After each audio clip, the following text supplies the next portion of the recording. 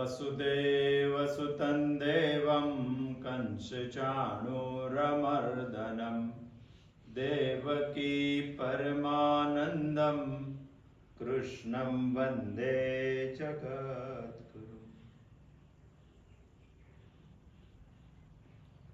ભગવાનની વિભૂતિ એ મહિનો ચાલી રહ્યો છે.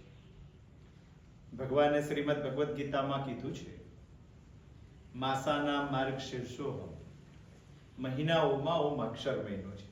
આ દ્રષ્ટિથી જોઈએ તો 12 મહિનામાં 2 અતિ પવિત્ર મહિના છે. એક નવધામય ભક્તિમાં સૌ પ્રથમ શાસ્ત્રોનું શ્રવણ કરવાનું ભગવાન કહે છે, માટે શ્રાવણ મહિનો, અને બીજો માક્ષર મહિનો, કારણ કે તે મહિનામાં ભગવાને માર્ગશીર્ષ, આમ જોઈએ તો માક્ષર મહિનો,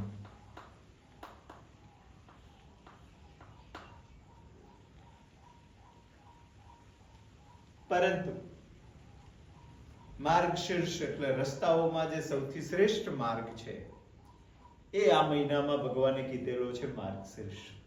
ઉત્તમ તત્વજ્ઞાન ભગવાને શ્રીમદ ભગવદ્ ગીતામાં અક્ષર મહિનામાં કીધું છે. ઉત્તમ તત્વજ્ઞાનનો પહેલો વિષય ભગવાને શરૂ કર્યો છે સમ્યક જ્ઞાન.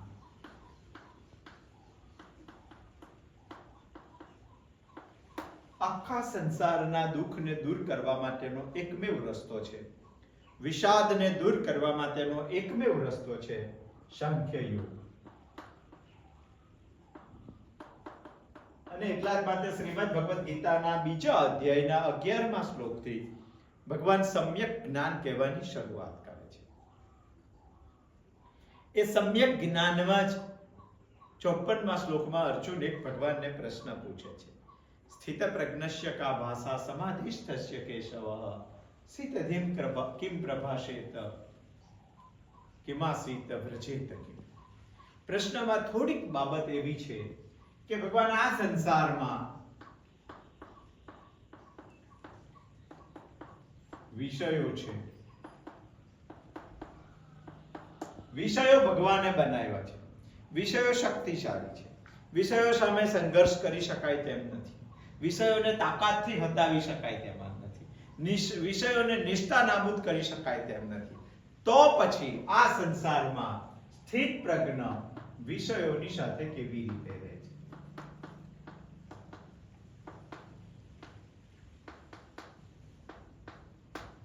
એનો વ્યવહાર શું છે? શું એ વિષયોને ગરી જાય છે? વિષયોની સાથે રહેવામાં એને કોઈ તકલીફ આવતી નથી? શું વિષયોની સાથે રહેવામાં એના પોતાનો વિકાસ થઈ જાય છે? બસ આ એક પ્રશ્ન પણ હતો, અને આ પ્રશ્નના પ્રત્યુત્તર સ્વરૂપે ભગવાન અહીંયા 70મો શ્લોક આપણને બતાવે છે. આપોર્યમાણમ અચલમ પ્રતિષ્ઠમ સમુદ્રમાપ પ્રવિશન્તિ યદ્વત તદ્વત કામાયમ પ્રવિશન્તિ સર્વે તદ્વત કામાયમ પ્રવિશન્તિ સર્વે શાંતિમાપ્નોતિ ન કામ કામી. ભગવાન બહુ સુંદર પ્રત્યુત્તર આપે છે. અહીંયા સદ્રષ્ટાંત ઉત્તર ભગવાન આપે છે.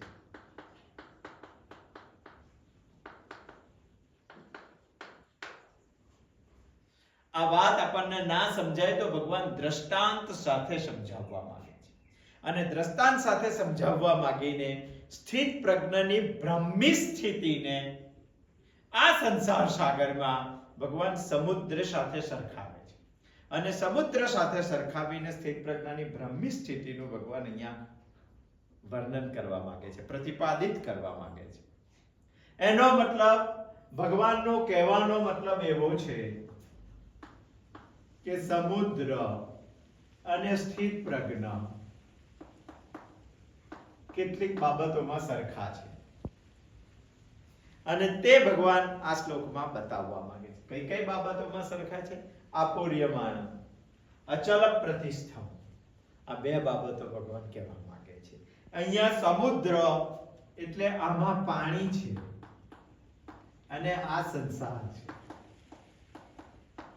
આપણે સંસારને પણ સાગર કહીએ છીએ, અને પાણીથી ભરાયેલા સાગરને પણ સાગર કહીએ છીએ. એવી થોડી સિમિલરિટી આમાં જોવા મળે છે, અને તે આપણે વિચારવી જોઈએ. સમુદ્ર બધી નદીઓના પાણી આવે છે,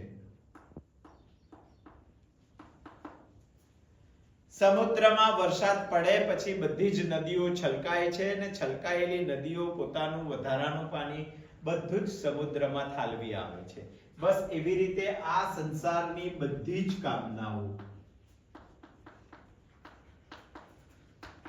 સ્થિત પ્રજ્ઞમાં ઠલવાય છે. અહીંયા શબ્દ છે આપુર્યમાનમ અચલમ પ્રતિસ્થમ સમુદ્રમાપઃ પ્રવિશંતિ શબ્દ છે. પ્રવિશંતિ કોઈ ખેંચતું નથી, એની જાતે પ્રવેશ કરે છે. અહીંયા એવી ભાવના છે કે આ જગતની પ્રત્યેક નદીઓ પોતાને સમુદ્રમાં ભેરવીને પોતે કૃતાર્થ થઈ ગઈ તેવું સમજે છે. અહીંયા પણ આ દુનિયાની બધી જ કામનાઓ સ્થિત પ્રજ્ઞામાં પ્રવેશ કરીને કૃતાર્થ થઈ ગઈ તેવું અનુભવે છે. આ નદીઓ સમુદ્રમાં કૃતાર્થ થવા માટે પ્રવેશ કરે છે અને પ્રવેશ કરવાની સમુદ્રમાં સ્વતંત્રતા છે. કોઈને બળજબરી નથી, કોઈને ખેંચતા નથી. અહીંયા પણ કામનાઓ કૃતાર્થ થવા માટે સ્થિત પ્રજ્ઞામાં પ્રવેશ કરે છે.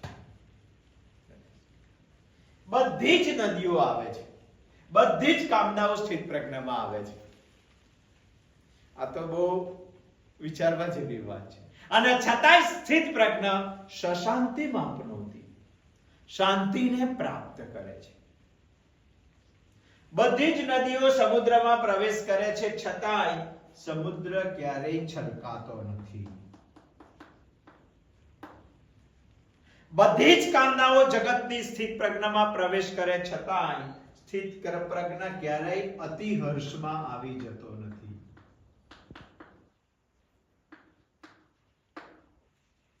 જેમ સમુદ્ર, શા માટે સમુદ્રનું દ્રષ્ટાંત આપ્યું તે આપણે સમજીએ છીએ. આપણે તો શ્લોક સમજવો છે 70મો શ્લોક. સ્થિત પ્રજ્ઞા આ સંસારમાં કેવી રીતે રહે છે, વ્યવહાર કેવો છે વિષયો સાથે, ભગવાન એ સમજાવવા માંગે છે. બે પ્રકારના સ્થિત પ્રજ્ઞાઓ ભગવાનને સમજાવવા છે 70મા શ્લોકમાં અને 71મા શ્લોકમાં. જનક રાજાને અશ્વાપત્તિ જેવા સ્થિત પ્રજ્ઞો અને સનત કુમાર અને સુખદેવજી જેવા સ્થિત પ્રજ્ઞા સમજાવવા છે. માટે ભગવાન બે શ્લોક કહે છે, 70 અને 71. અને 72મા શ્લોકમાં તેની સ્થિતિ સમજાવવાના છે. અને ત્યાં સ્થિત પ્રજ્ઞાનું વર્ણન પૂર્ણ થશે. સમ્યક જ્ઞાન સાંખ્ય યોગ બીજા અધ્યાય અહીંયા પૂરો થશે. આપણને અત્યારે સમજીએ છીએ કર્મયોગી સ્થિત પ્રજ્ઞા. આ સંસારમાં રહીને પણ સ્થિત પ્રજ્ઞા બની શકાય છે. દુનિયાની પ્રત્યેક કામનાઓ ભોગવીને તેનો સ્વીકાર કરીને પણ સ્થિત પ્રજ્ઞા રહી શકાય છે.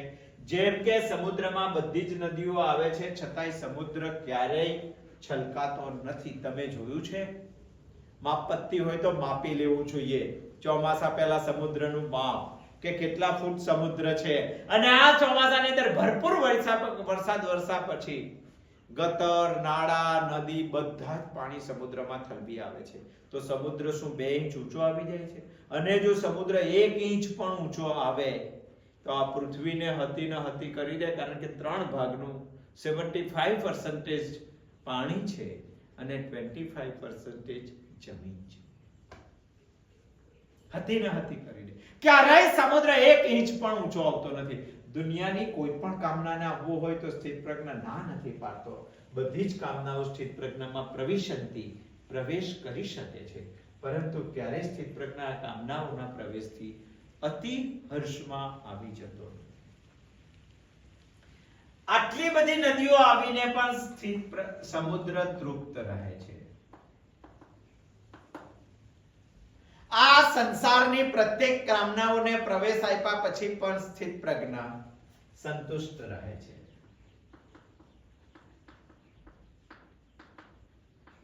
શા માટે? કારણ કે સમુદ્રને એક બાબતનું સમજણ છે કે જે નદી પાણી લઈને આવે છે એ મારું જ પાણી છે, એનું પોતાનું પાણી છે નહીં. કારણ કે બાષ્પીભવન થયા પછી વરસાદ સ્વરૂપે પૃથ્વી પર ગયું, પૃથ્વી પરથી ભરાયા પછી આ નદી તે લઈને અહીંયા પાછી આવી છે. જે પાણી લઈને આવે છે તે પાણી મારું જ છે, એટલે છલકાતોય નથી અને તૃપ્ત રહે છે. એને અસંતોષ ક્યારેય નથી. અને આ બે બાબતો ભેગી થાય ત્યારે જ તેને આપૂર્યમાન કહેવાય છે. સમુદ્ર આપૂર્યમાન છે તો સ્થિત પ્રજ્ઞા પણ આપૂર્યમાન છે. કારણ કે એ બાબતે સંતુષ્ટ છે કે દુનિયાની કોઈ પણ કામના મને જે સુખ આપવા માટે આવે છે તે સુખ કામનામાં નથી, એ સુખ મારા પોતાનામાં છે. અને હું જે ભોગવું છું, હું જે સુખ કરું છું એ મારા પોતાનામાંથી ભોગવું છું. બાકી જે એવું વિચારે છે કે વસ્તુમાં સુખ છે એ પોતે ભોગવી જાય છે. એટલે જ ભર્તૃહરિ કહે છે ભોગા ન ભોગતા વયમેવ ભોગતા તપો ન તપ્તમ વયમેવ યાતો તપ્તમ કાલો ન યાતો વયમેવ યાતો તૃષ્ણા ન જીર્ણા વયમેવ જીર્ણા. આ દુનિયાનો ભોગ કોઈ દિવસ આપણે ભોગવી શકતા નથી, ભોગ જ આપણને ભોગવી જાય છે. જેમ કે કોઈ કૂતરો સૂકું હરકું ખાતો હોય તો એને ખાવામાં બહુ મજા આવે છે. કેમ મજા આવે છે ખબર છે? જ્યારે હાડકું ખાતો હોય ત્યારે તેના દાંતના પીડિયામાંથી થોડું રક્ત નીકળતું હોય અને જે લોહી નીકળે છે, કૂતરો એવું સમજે છે ખાવા વાળો કે હું જે હાડકું ખાઉં છું ને એ હાડકામાંથી આ ટેસ્ટ આવે છે.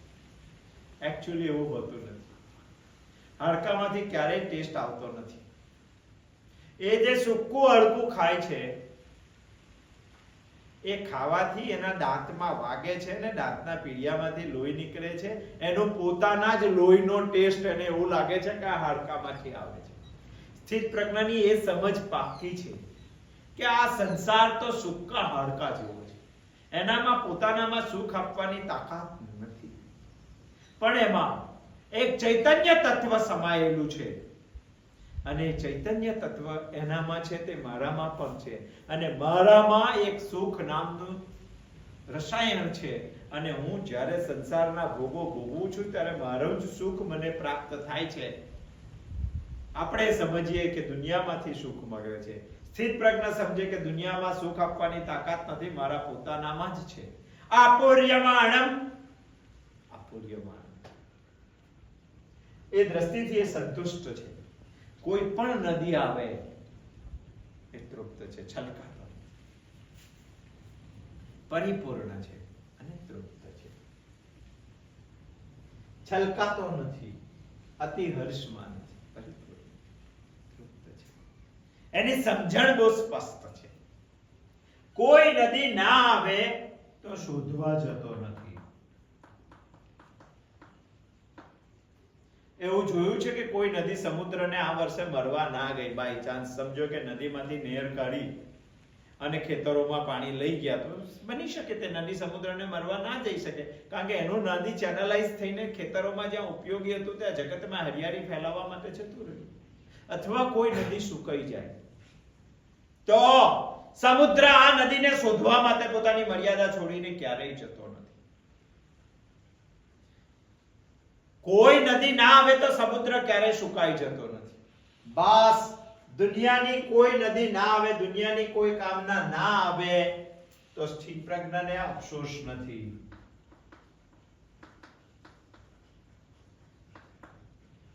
એટલું જ નથી, સ્થિત પ્રજ્ઞા ક્યારેય દુખી નથી. એટલે સ્થિત પ્રજ્ઞાની સરખામણી અહીંયા સદ્રષ્ટાંત સમુદ્ર સાથે કરવામાં આવી છે.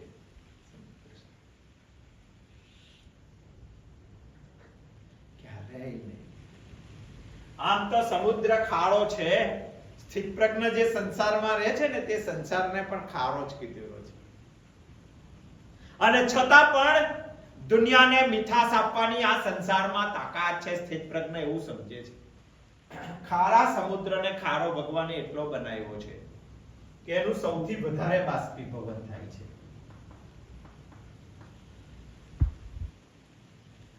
આ સંસાર પણ ખારો છે પણ સેવાભાવી છે, પરાર્થે ચાલવા વાળો સંસાર. બાષ્પીભવન થવા માટે આને એક સૂર્યની જરૂર પડે છે. અહીંયા પણ સેવાર્થ કે પરાર્થ કે પરમાર્થ કામ કરવા માટે એને પરમાત્માની જરૂર પડે છે. બાકી ખારા પાણીનું બાષ્પીભવન બહુ જલ્દી થાય છે. આ સૂર્ય હજારો ગેલન પાણી સમુદ્રનું બાષ્પીભવનથી ખેંચી લે છે.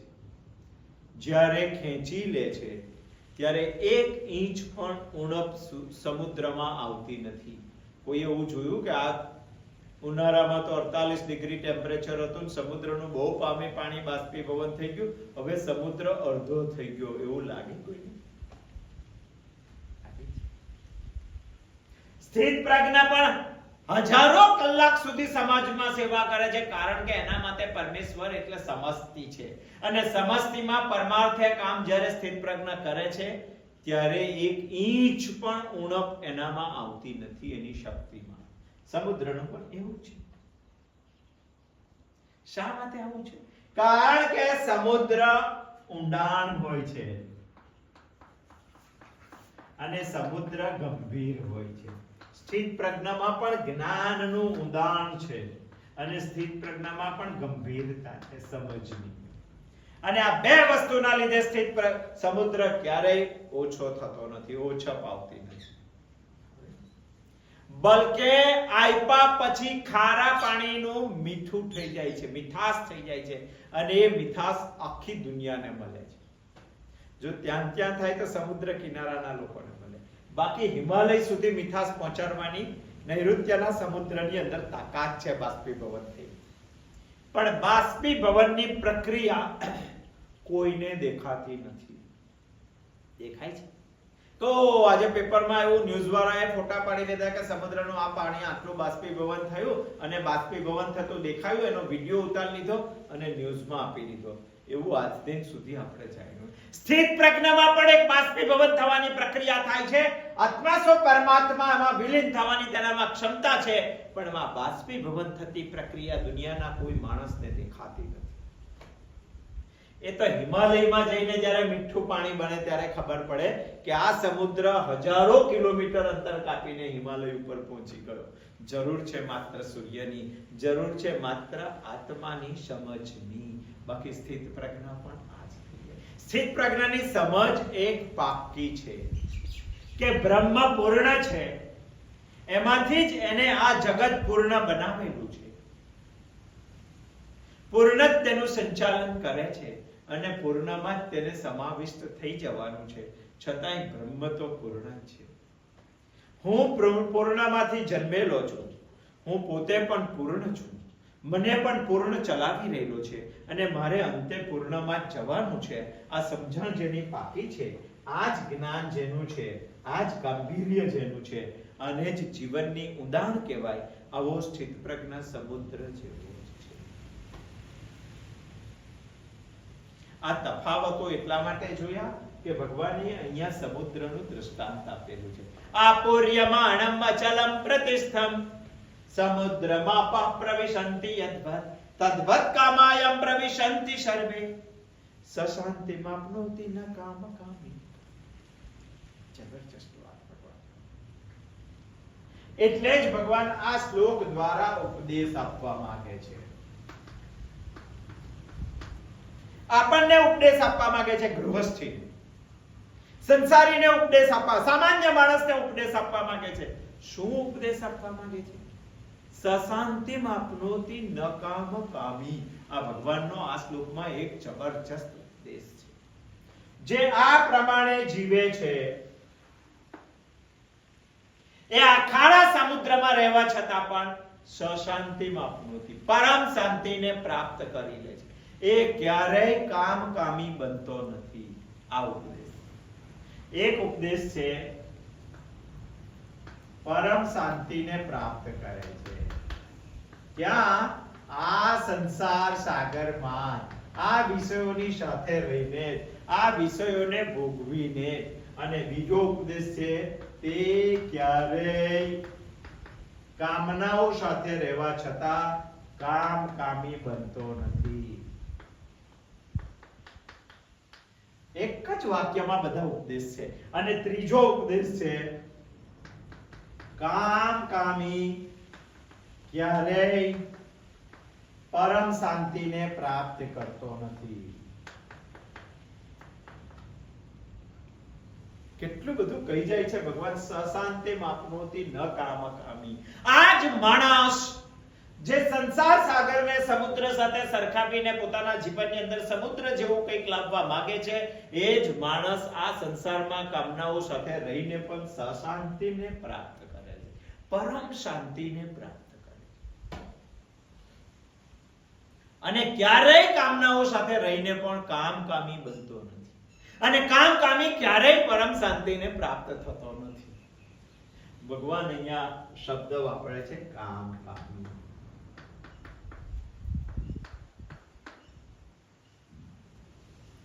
સ્થિત પ્રજ્ઞ માટે એક શબ્દ વાપરી શકાય આત્મકામી. આ જો સામાન્ય માણસ હોય તો અહીંયા સ્થિત પ્રજ્ઞ છે. આના માટે એક શબ્દ વાપરી શકાય ભોગકામી. આના માટે એક શબ્દ વાપરી શકાય આપ્તકામી. અહીંયા એક શબ્દ વાપરી શકાય શકામી. અહીંયા એક શબ્દ વાપરી શકાય અકામી. આ બધા સમાનાર્થી શબ્દો છે અને એના આ બધા વિરુદ્ધાર્થી શબ્દો છે. શું રહસ્ય ભગવાન છઠ્ઠું કરે છે એક શ્લોકમાં ખાલી સશાંતિ માપનોતી ન કામકામી કહીને. જેવી રીતે સમુદ્રમાં બધી નદીઓ પ્રવેશ કરે છે છતાં પણ સમુદ્ર આપૂર્યમાણમ અચલમ પ્રતિષ્ઠમ રહે છે, તેવી જ રીતે આ સંસારની બધી કામનાઓ પ્રવેશ કરવા છતાં સ્થિત પ્રજ્ઞ પણ આપૂર્યમાણમ અચલમ પ્રતિષ્ઠ રહી શકે છે. અને જે રહ્યો તે ક્યારેય કામના આવવા છતાં કામકામી બની શકતા નથી, અને જે કામકામી બન્યા છે એને ક્યારેય પરમ શાંતિ પ્રાપ્ત થવાની નથી. આમાં સકામતા આવે છે, કારણ કે સકામતા આવવાનું કારણ એક જ છે, આમાં અપૂર્ણતા છે. આમાં પૂર્ણતાનો ભાવ છે.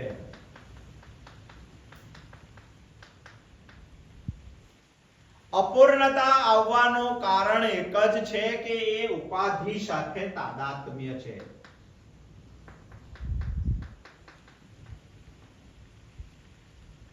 આત્મા સાથે તાદાત્મ્ય છે.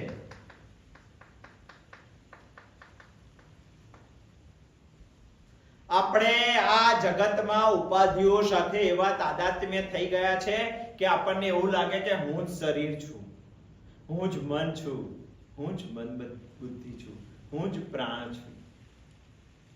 ન ચ પ્રાણ સંજ્ઞોર ન ફિર પંચવાયોર ન વા સપ્ત ધાતુર ન વા પંચકોશ ન મે દ્વેષ રાગો ન મે લોભ મોહો ન પુણ્ય ન પાપમ ન મે મૃત્યુ શંકા ન મે જાતિ ભેદ. તો હું છું શું? અહમ નિર્વિકલ્પો નિરાકાર રૂપો. ક્યારેક શંકરાચાર્યનું આત્મા અષ્ટકમ વાંચવા જેવું છે, વિચારવા જેવું છે. સ્થિત પ્રજ્ઞ પાસે એ છે, કામકામી પાસે એ છે. આખી ચેનલ ચાલે છે, આખી ચેનલ ચાલે. સૌથી પહેલા કામકામીને પરમ શાંતિ કેમ નથી? આ લોજિકલ વાત છે ભગવાનની, ઉપરથી કહી દીધેલી ને ખાલી આમ શબ્દ બંધ બેસતો હતો એટલે સશાંતિ માપનોથી ન કામકામી એવું કહી દીધું નથી. ત્રણ જબરજસ્ત ઉપદેશ ભગવાને આપેલા છે. સ્થિત પ્રજ્ઞને જ પરમ શાંતિ આ સંસારમાં રહીને કામના ભોગવીને પણ થાય છે. ઘણાના મગજમાં એવી ભ્રાંતિ છે કે સ્થિત પ્રજ્ઞ એટલે બિલકુલ રસ વગરનું ખાવા વાળું, ઇન્ટરેસ્ટ વગરનું ખાવા વાળું, નિરસ ખાવા. એવું નથી હોતું. સ્થિત પ્રજ્ઞ કઈ પાડો કે નથી, પાડો કે ભેંસ નથી કે જે આપો તે ખાઈ જાય. અને એવું જો હોય તો રસ વગર ખાવા વાળાને, પાડાને પણ તમારે સ્થિત પ્રજ્ઞ કહેવો પડે. એવું નથી. બધી જ કામનાઓ આનંદથી ભોગવે છે, કોઈ કામનાને ચોંટવા દેતો નથી. કેમેરો છે, કેમેરો નથી, અરીસો છે. આપૂર્યમાણમ અચલમ પ્રતિષ્ઠા એટલે જ રહી શકે છે. આખું સાયન્સ છે, આખું લોજિક ભગવાને અહીંયા સમજાવેલું છે. સ્થિત પ્રજ્ઞને શરીર સાથે, મન સાથે, બુદ્ધિ સાથે કે જગતની કોઈ વસ્તુ સાથે, આ બધી ઉપાધિઓ સાથે એને તાદાત્મ્ય નથી. કામકામીને તાદાત્મ્ય છે. અને તાદાત્મ્ય છે આ દુનિયાની કોઈ પણ વસ્તુ સાથે તાદાત્મ્ય કરવા વાળો માણસ આ જગત જ અપૂર્ણ છે તો અપૂર્ણ રહેવાનો, રહેવાનો અને રહેવાનો જ. અને એક વખત એને તાદાત્મ્ય સાધી દીધું કે શરીર હું છું, આપણ અપૂર્ણતાનું તાદાત્મ્ય. મન હું છું, બુદ્ધિ હું છું, આપણ. અને એક વખત અપૂર્ણતા સાથે તાદાત્મ્ય કર્યું એક વખત અપૂર્ણતા સાથે તાદાત્મ્ય કર્યું સામાન્ય માણસે, એટલે એને અપૂર્ણતા સાલવાની, અને અપૂર્ણતા સાલવાની એટલે પૂર્ણ થવાનો પ્રયત્ન કરવાનો. પણ એને શેનાથી પૂર્ણ હવે તે ખબર નથી. આ દુનિયાઓથી, વસ્તુઓથી પૂર્ણ થવા પ્રયત્ન. મારી પાસે ગાડી નથી, ગાડી લાવો. ઘર નથી, ઘર લાવો. સારી નથી, સારી લાવો. સારા કપડા લાવો. આ જગતની વસ્તુઓથી પૂર્ણ થવાની પ્લાનિંગ કરશે અને ઈચ્છાઓ કરવા લાગશે, અને ઈચ્છાઓમાં જોઈએ જ આવશે. એ કામના થઈ જશે, અને કામના ક્યારેય પૂરી થવાની નથી. ચિંગમની માફક જેટલી ખેંચશો તેટલી ખેંચાશે, જેટલી ચાવશો તેટલી ચવાશે. શરૂઆતમાં રસ આવશે, પછી રસ નહીં આવે તો પણ દાંત સાફ કરવા માટે તમે ચાવ્યા કરશો. આ તમારી સકામતા. અપૂર્ણતામાંથી પૂર્ણ થવા માટેની ઈચ્છાઓ થશે. એ ઈચ્છાઓ પ્રબળ થઈ જશે, કામના થઈ જશે. કામના થઈ જશે એટલે પછી તમે પૂર્ણ થવા માટેનો પ્રયત્ન કરશો, અને પૂર્ણ થવા માટે જેટલા પ્રયત્નો કરીને વસ્તુઓ ભેગી કરશો તો બધી કઈ મળવાની નથી. અને નહીં મળે એટલે અસ્થિરતા આવશે, સ્થિરતા નહીં આવે. ચલ થઈ જશો, તમે ચંચળ થઈ જશો, તૃપ્તિ નહીં આવે. સંપૂર્ણ છલોછલ ભરાશો છતાંય સંતુષ્ટ નહીં. તમે ચાલ્યા જ કરશો. અને એક વખત એ થયું એટલે ચંચળતા આવશે, અને ચંચળતા આવશે એટલે અપ્રતિષ્ઠિત બનશો. આપૂર્યમાણમ અચલમ પ્રતિષ્ઠમ સમુદ્રમાં પ્રવિશંતિ યદ્વત. આ ચાલ્યા જ કરશો. અને આ ચાલશે તો પછી શાંતિ કેવી રીતે આવશે? અને શાંતિ નહીં આવે તો તમે સુખી કેવી રીતે થશો? આ લાઈનમાં જ પરમ શાંતિ આવશે, એ લાઈનમાં જ સુખ આવશે, બાકી છે નહીં. ઘણા કહે છે કે સ્થિત પ્રજ્ઞ બનીએ, ને તમે ગઈ વખત કીધું કે ગટરનું પાણી પણ આવે તો આવવા દો, તો શું સ્થિત પ્રજ્ઞને ગમે તેવું વર્તન કરવાની જગતમાં છૂટ મળી જાય એવું કહો છો? આપણી દ્રષ્ટિથી સ્થિત પ્રજ્ઞ ને નૈતિક અને અનૈતિકતામાં આપણે ડિફરન્સ પાડીએ છીએ. સ્થિત પ્રજ્ઞની દ્રષ્ટિથી કશું જ આ જગતમાં અનૈતિક ને નૈતિક છે નહીં. એના માટે ગટર અને નદી બંને સરખા છે, કારણ કે તે માત્ર સતને જ સમજે છે. એની પાસે કોઈ સાપેક્ષ રીતે અસતને સમજવાની ક્ષમતા જ નથી. એ બધાને ભગવાનનું સ્વરૂપ સમજે છે. જો આવો જ પ્રશ્ન હોય તો તમારા મગજમાં એવો પ્રશ્ન આવે કે તો પછી સાધના કરવાની શું જરૂર છે? અરે જ્યાં સુધી કામના છે, જ્યાં સુધી અસતની સમજ તમારામાં છે, ત્યાં સુધી કામના પણ કરવાની જ, બાકી કામના પણ અસત જ છે. સાધના કરવાની જ, બાકી સાધના પણ અસત જ છે. તમે એક વખત પહોંચી ગયા પછી નિસરણીની કઈ જરૂર નથી. પણ એ સમજ તો કેળવો, સ્થિત પ્રજ્ઞાના લેવલ ઉપર તો પહોંચો. ત્યાં સુધી તો સાધના કરવી બહુ જરૂરી છે, કારણ કે તમારી એ સમજ નથી, અને સમજ નથી તો તમારા મગજમાં એ ઉતરે નહીં. સાધના કરવી જ પડશે. એક એક્ઝામ્પલ થી સમજીએ. એક વિદ્યાર્થી હતો, એક ગામથી બીજા ગામ ભણવા માટે જતો હતો. બે ગામ વચ્ચે લગભગ 4 કિલોમીટરનું અંતર હતું. તે જમાનામાં સાયકલ પણ બાળકો પાસે નથી, તો બાળકો ચાલતા જાય, ચાલતા આવતા. અને એ જ્યારે બધું ભણવા માટે જતો હતો ત્યારે રસ્તામાં એક પીપળાનું ઝાડ હતું, અને ગામના લોકોએ એક બીક ઘાલેલી કે પીપળાના ઝાડ પર ભૂત રહે છે. પેલા છોકરાએ સ્કૂલમાં જઈને શિક્ષકને વાત કરી કે ગુરુજી સ્કૂલ થોડી વહેલી છોડો, શિયાળાનો સમય છે, 5 વાગે અમે છૂટીએ, ઘર 6 વાગે પહોંચીએ, 5:30 વાગે પેલા પીપળાના ઝાડ પાસે પહોંચીએ, અને પીપળાના ઝાડ પર ભૂત છે, કોઈને કઈ થઈ ગયું તો ટેન્શન આવી જશે. ગુરુજી બાળકને સમજાવે છે કે બેટા, જગતમાં કોઈ ભૂત હોતું નથી, જીવતો માણસ જ ભૂત હોય છે. તો કે નાના લોકો કહે છે કે ભૂતના પગ અવળા હોય છે માણસ કરતા. તો માણસ કરતા એ માણસ ઊંધો ચાલે એટલે એને ભૂત કીધેલો છે. ભૂત હોતું જ નથી, માણસ જ ભૂત છે. આ સાયન્સ એવી કોઈ યોની જ નથી. શિક્ષકે વિદ્યાર્થીને સમજાય, પરંતુ 5:30 વાગે પીપળાના ઝાડ પાસે આવે એટલે વિદ્યાર્થીને ધ્રુજાડી છૂટી જાય, ભૂતની બીક લાગી.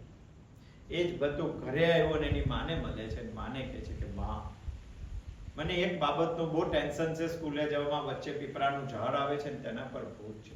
માં કે એવું છે, ચાલ આજે સવારે આપણે એની દવા કરીએ. અને માએ સવારે તો ધૂપ કર્યું, ભગવાનની સામે દીકરાને બેસાડ્યો અને ધૂપમાંથી થોડીક રાખ હાથમાં લીધી, હાથમાં બંધ કરી મુઠ્ઠીમાં, અને રાખ બંધ કરીને ભગવાનની સામે થોડા એને જેટલા આવડતા હતા તે પ્રમાણમાં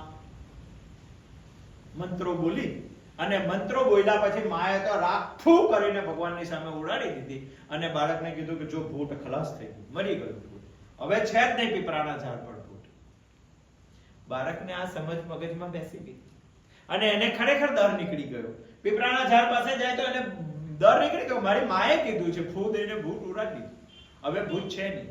અરે શિક્ષકે આખું સાયન્સ સમજાવ્યું અને ખરેખર તે સાચું હતું, છતાંય બાળકના મગજમાં ના બેઠું. અને માએ જે કર્યું એ તાત્વિક દ્રષ્ટિએ જોઈએ તો સાચું નહોતું, અને છતાંય તે બાળકના મગજમાં ઘૂસી ગયું.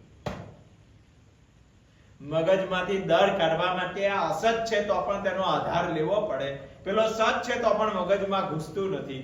એવી રીતે સાધના, આખી દુનિયા અસત છે, તેમાંની સાધના પણ અસત છે, છતાંય પણ શરૂઆતના બેઝ ઉપર મગજમાંથી અકામ બનવા માટે, સકામતા કાઢવા માટે, ભોગકામી કાઢવા માટે, કામકામીથી નિવૃત્ત થવા માટે ઋષિ મુનિઓએ માં બનીને મને એક જે સાધના કીધી છે એ અસત હોય તો પણ કરવાની, બાકી સ્થિત પ્રજ્ઞ થઈ ગયા પછી આ બધું અસત છે.